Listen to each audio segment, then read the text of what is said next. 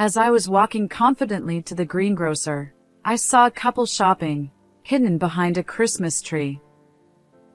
It's unusual to see a couple here. Thinking that, I approached and realized the man was Patrick, who had just married my daughter Laura. However, the young woman clinging to his arm was not Laura. Patrick and the woman seemed to be chatting intimately. Oh. Really? Is that true? The woman's voice was sweet and playful, and Patrick was grinning. It's true. The turnips here are reputed to be delicious. Shall we buy one? Let's do that. Do you remember what my mom likes? Turnip stew. The woman answered confidently. Why does this woman know Patrick's mother's favorite dish instead of Patrick himself? I felt uneasy and decided to capture their image with my smartphone camera. Click, a satisfying sound echoed. You're well informed, I said, and the two of them quickly turned towards me, screaming in surprise. What? What? Why are you here? The woman looked at me in surprise, and Patrick's face turned pale. Patrick, so that's how it is. I'm disappointed. No, Both of them were taken aback, and before they could say anything, I turned on my heel and left. As I walked home alone, I wondered how I should tell Laura. My name is Mary Johnson. I'm a single mother after a divorce. I don't like to think about my ex-husband much, but certain times of the year bring back memories. I used to think my ex-husband was serious, very kind, and pure-hearted. At least, I believed that until our daughter Laura was born. When I was pregnant with Laura, he started coming home later and later. At the time, there was talk of a promotion, so I didn't worry about his late hours. Then, just as the months passed and I gave birth to our daughter, and we were about to start a new life as a family of 3, it happened. I remember it was raining that day, and both baby Laura and I were crying. It was the day I found out about my ex-husband's affair. The cause was a phone call from his mistress, telling me to divorce him.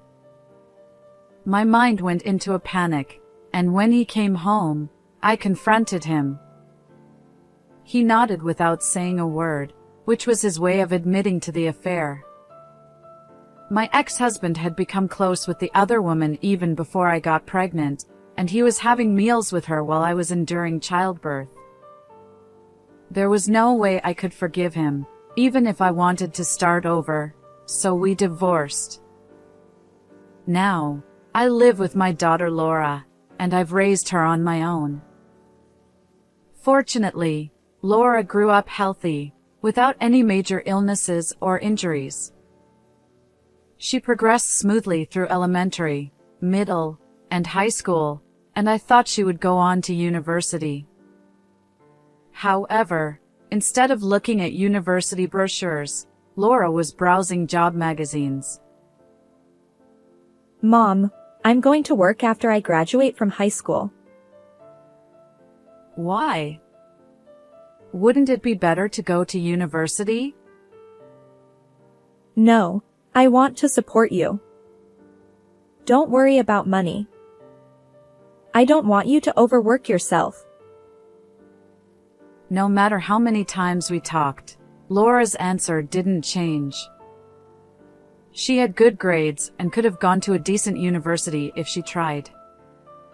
Even her homeroom teacher tried to persuade her, but Laura insisted on getting a job.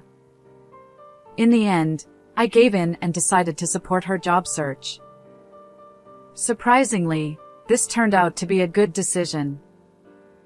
Once Laura started working, She became lively and seemed to have suddenly grown up, showing a reliability that made it hard to believe she was a high school student just a short while ago. About 4 or 5 years after Laura started working, she became proficient at her job and was even entrusted with training new employees. Around this time, Laura's complaints also increased. Listen, Mom. I can't believe this year's new hires are the same age as me. She seemed shocked by the difference between herself and those who were students just last month. Maybe you wanted to go to university after all. No, it's not that. There's one new hire who has a habit of slacking off. It's really frustrating. The company isn't a school. Laura said indignantly as she finished her beer. Well, there are always people like that. Don't let it bother you too much. I keep clashing with that person. It's exhausting. With each complaint, another beer can was opened, and Laura's face gradually turned red. If she doesn't stop soon, it will affect her tomorrow. All right, let's go to bed.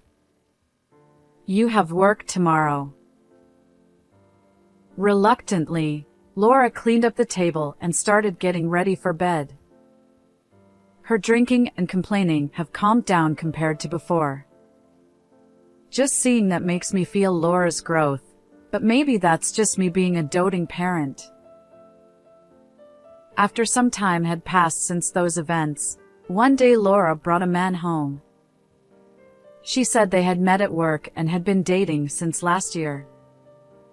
The man's name was Patrick Smith, and he was the same age as my daughter. After about a year of workplace romance, he came to ask for her hand in marriage. I have no intention of opposing their marriage, but there is one thing I need to tell them. Laura doesn't have a father. I divorced when she was still a baby. So, I have a request for you. A request? He looked a bit puzzled and exchanged glances with Laura.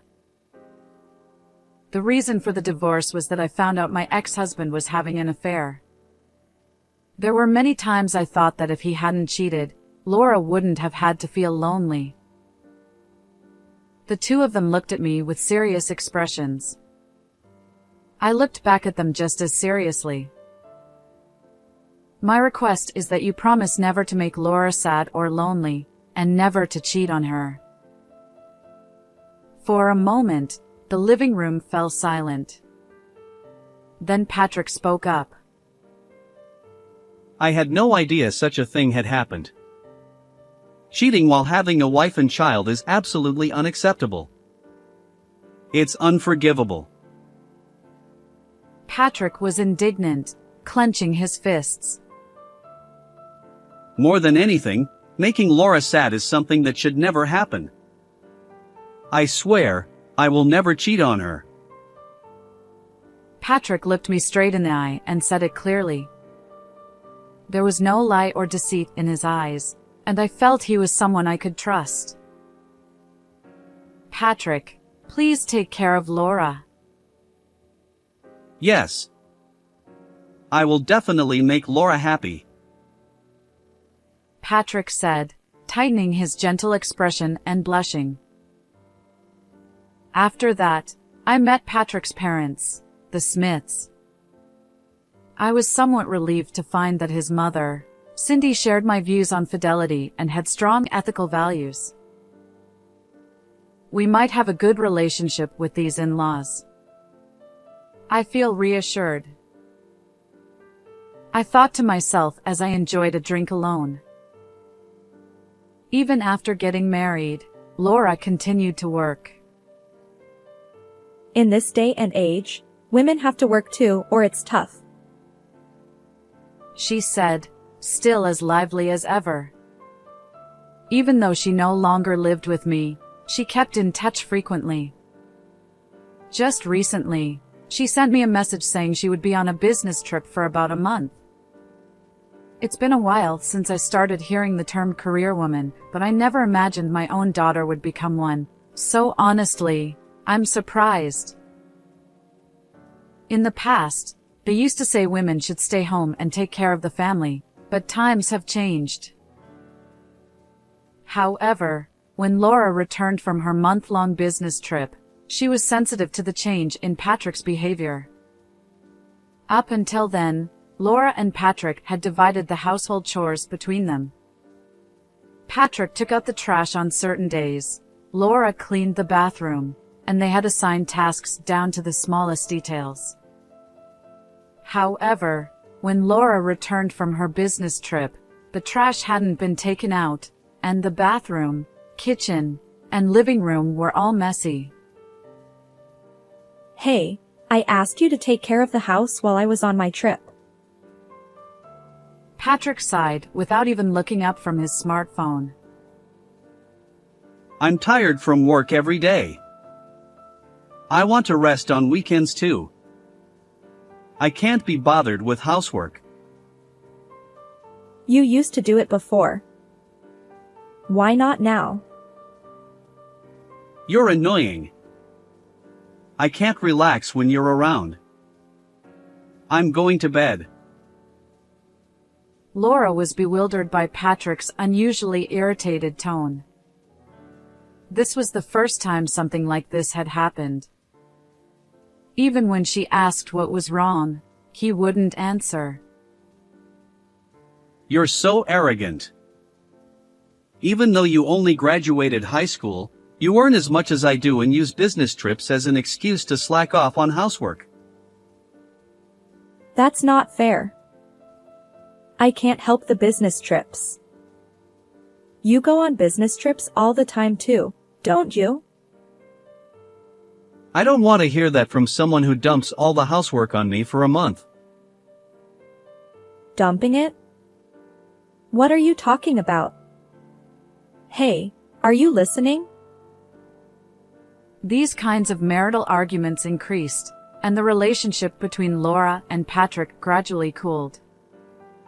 She also found it difficult to get along with her mother-in-law, Cindy, and Laura was struggling with what to do. I never expected Laura to come to me for advice on such matters. Even when I asked if there was any friction in the relationship between Laura and her mother-in-law, she couldn't think of anything. This left me at a loss. Still, I couldn't understand what had caused the once kind Patrick to become so cold, just from hearing Laura's side of the story. Around that time, I had the opportunity to meet Patrick and Laura at a family gathering. I took the chance to speak to Patrick privately, away from Laura. Patrick, it's been a while. Oh. Yes, it has. His unusually distant attitude made me feel uneasy. I hear Laura is in your care. How about you both come over for dinner sometime? I have work. Besides, I don't like that kind of thing. Oh, is that so? Realizing he was trying to brush me off coldly, I thought something must be up. How's work going? Is everything okay? Enough already. Laura keeps asking me questions like you do. Is that your personality? What? No, I didn't mean. Work is fine. Is that all? Honestly, it's your poor upbringing that made Laura so arrogant, bossing me around. He spat out the words and quickly walked away. Seeing his changed attitude and hearing him blame my upbringing, it was clear something had happened to him. The situation between the two of them seemed more serious than I had thought. But how could I resolve this? It's not me who can improve their relationship, it's up to them. Not knowing what they wanted, all I could do was watch over them. As I spent my days thinking about this, Laura started contacting me more frequently. Even when she wanted to talk things over with Patrick, he wouldn't engage. Even on the rare days they both had off, Patrick would go out without saying anything. He wouldn't eat the meals she prepared, and they stopped seeing each other altogether. It was practically a state of living separately under the same roof. One winter day, when you could see your breath in the air, I went to the shopping street in front of the station. With the year-end approaching, the shopping street was bustling, decorated with Christmas trees and playing Jingle Bells music. While many families were enjoying themselves, I headed alone to my usual greengrocer. The turnips there were reputed to be very sweet and delicious. There was a small Christmas tree at the entrance facing the street. As I walked confidently towards the greengrocer, I saw a couple shopping, hidden behind the Christmas tree. It's unusual to see a couple here. Thinking that, I approached and realized the man was Patrick. However, the young woman clinging to his arm was not Laura. Patrick and the woman seemed to be chatting intimately. I quietly sneaked closer until I could hear their conversation. Oh. Really? Is that true?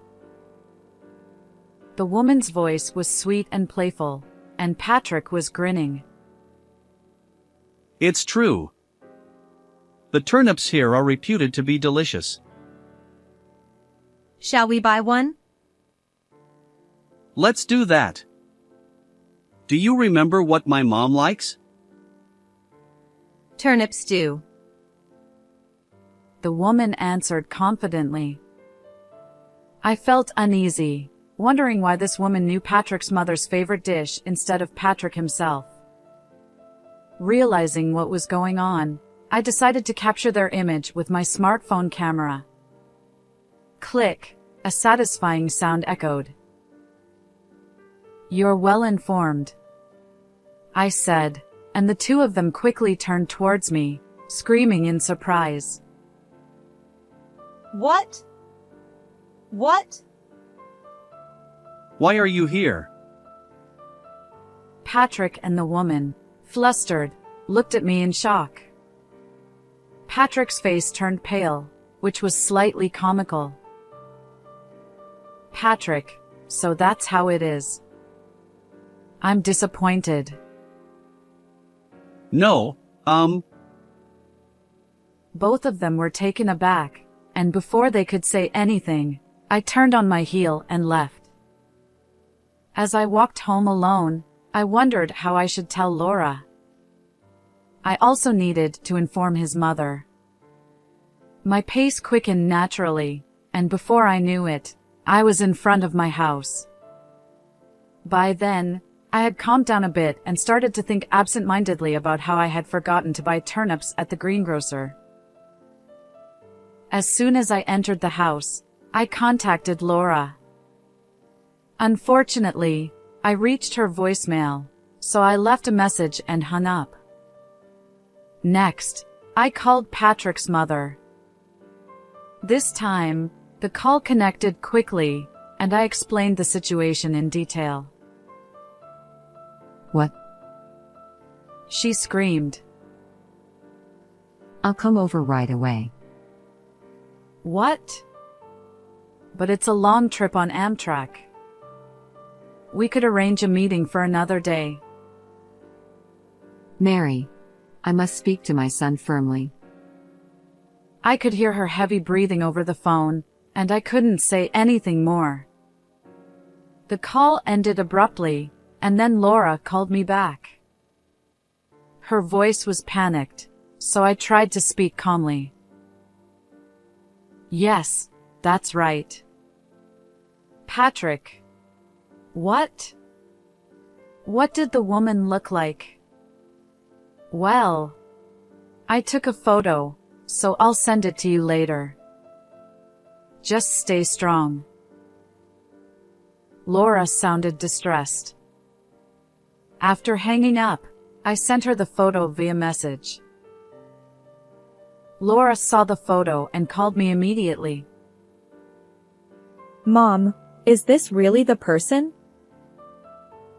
Yes, it is. What's wrong? This woman works at my office. What? Indeed. I remembered that she was talking about the company in the same manner she would when addressing Patrick and her seniors. Her name is Sophia Wilson. She's the one I often complained about clashing with. Oh, so she's your junior colleague? Yes. I can't believe it. It was past 3 o'clock. I decided to head to Laura's house. On the way, I received a call from Patrick's mother, who had indeed rushed over on Amtrak. We met at the nearest station and went to Laura's house, where she was already waiting for us. The three of us waited anxiously for Patrick to return. A few hours later, we heard the front door open, and he came home. Patrick closed the door silently and quietly entered the living room. His face was sullen, but when he saw us, he turned pale and stepped back in shock. Mom, and you too, Mary, why? You know why. There's no use pretending. Patrick turned his back on us and tried to escape. However, the three of us grabbed the hem of Patrick's trench coat and pulled him back. Losing his balance, Patrick fell on his backside and grimaced. We all looked down at him. You can't just run away. Explain everything. Laura, what are you up to? You even called my mom? Don't you know how hard it is to travel by Amtrak? The ones having a hard time are Laura and Mary. Do you understand what you've done? Reprimanded by his own mother, Patrick flinched. Do you remember when I saw you at the shopping street today? Who was that woman with you? She's a junior colleague from work. For a junior colleague, you seemed awfully close. You were even linking arms and having fun. No, that was... Looking embarrassed, Patrick lowered his head. Laura spoke up. It was Sophia, right? That woman who's famous for having workplace romances and not doing any work. Even you know about her? It's your fault. You're more competent than me, recognized by our boss, and even go on business trips. What's the deal? Were you jealous of Laura? Yes, that's right. Laura, a high school graduate, is less educated than me but still gets promoted. I resented that. What? You thought that? Laura seemed shocked to hear this for the first time. Ignoring Laura, Patrick confessed. Sophia is much smarter and more charming than Laura. She's my solace. I was almost impressed by how he could praise another woman so much in front of his own wife. Patrick's mother was turning red with anger. When I told her our marriage was cooling off, she was kind to me. She's a really good person. Laura and I could only look at him with cold eyes as he desperately tried to explain himself. The only one who took action was Patrick's mother, who grabbed him by the chest and shouted. How could you say such a thing? It was likely that as they interacted as senior and junior colleagues at work, Patrick had confided in Sophia about his marital issues.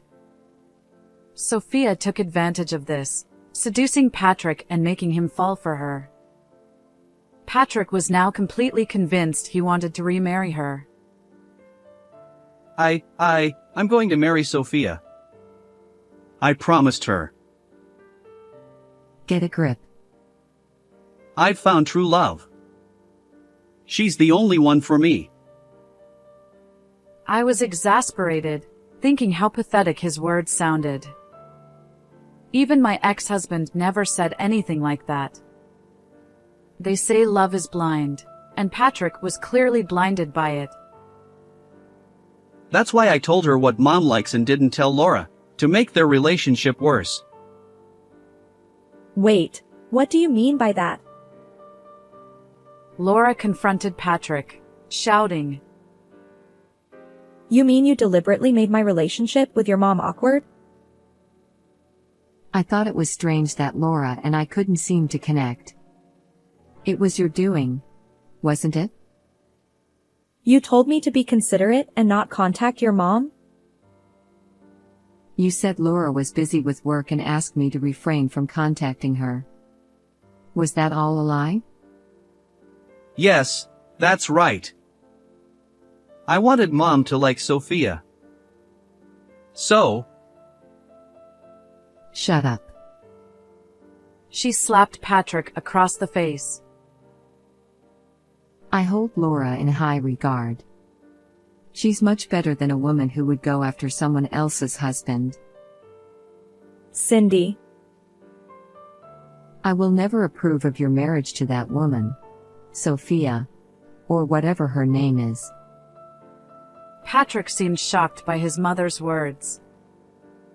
Laura took a step back from the stunned Patrick. If you love her that much, fine. Let's get a divorce. I didn't miss the slight look of relief on Patrick's face when Laura mentioned divorce. Laura, thank you.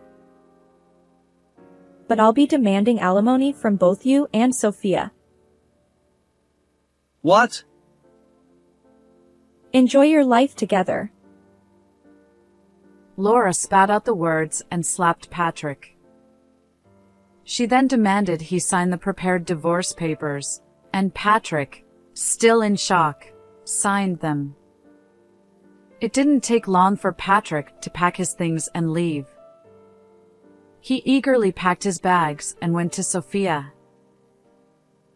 However, it was then that Patrick realized for the first time that she was engaged to someone else.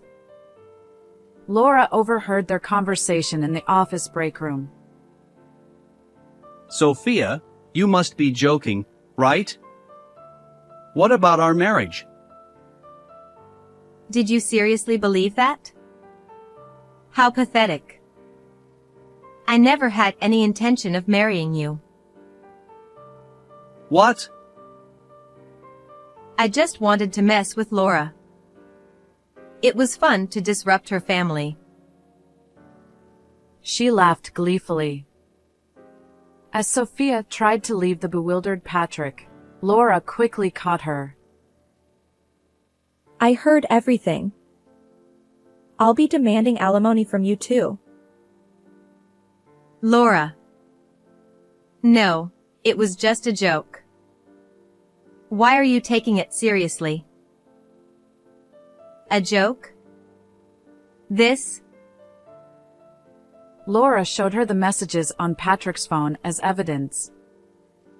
The messages were filled with heart emojis. At that moment, Sophia turned pale and stood speechless. Laura consulted with a lawyer and made Patrick and Sophia pay alimony at the standard rate. As December arrived, marking the end of the year, both Laura and I were trying to wrap up various things. Laura moved out of the house she shared with Patrick and returned to live with me. Over drinks, she gradually started talking about Patrick and Sophia.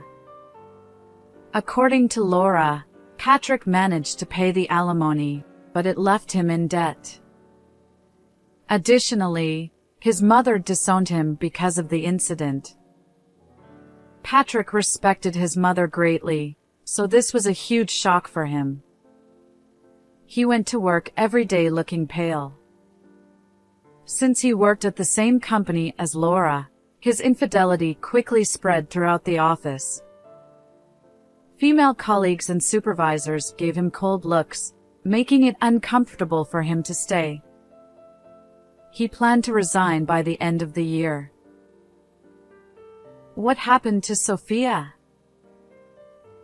I asked, offering Laura some cheese as she sipped her drink.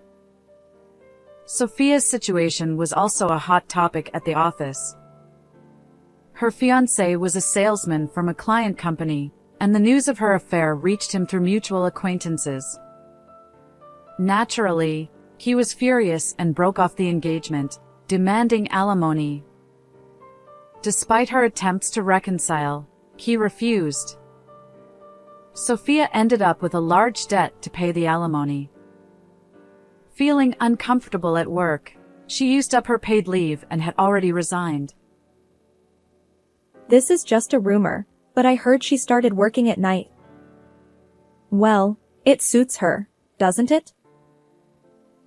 She said this half-heartedly, her eyes somewhat glazed. Maybe she had drunk too much today. A few days later, Laura started receiving daily messages from Patrick and Sophia. Laura, I've realized that you're the only one for me. Can we start over? You ruined my life. Take responsibility. These messages ranged from Patrick begging for reconciliation to long, resentful messages from Sophia. Who was it that said cheating was unforgivable? Laura sighed in exasperation and ignored the messages. She blocked both of their contacts and pretended not to know them if she saw them in public. Now single again, Laura was thriving as a career woman, and she looked radiant. Surprisingly, Patrick's mother, Laura's mother-in-law, and Laura had hit it off and still kept in touch occasionally. The catalyst for their bond was alcohol. Both enjoyed drinking and would chat enthusiastically about snacks and local sake. It's good that you get along, but don't drink too much. Don't worry. She hiccuped, clearly drunk. It seemed that Laura and her mother-in-law would continue to have a good relationship next year as well. As her real mother, I felt a bit lonely, but I was also very happy to have Laura living with me a little longer. Oh, by the way, I'm going to the shopping street tomorrow. Should I buy some turnips? Oh, I forgot to buy them. Yes, please. Thinking about making turnip stew or soup, I started planning the weekend menu. How did you like this story? Please subscribe to the channel. See you in the next video.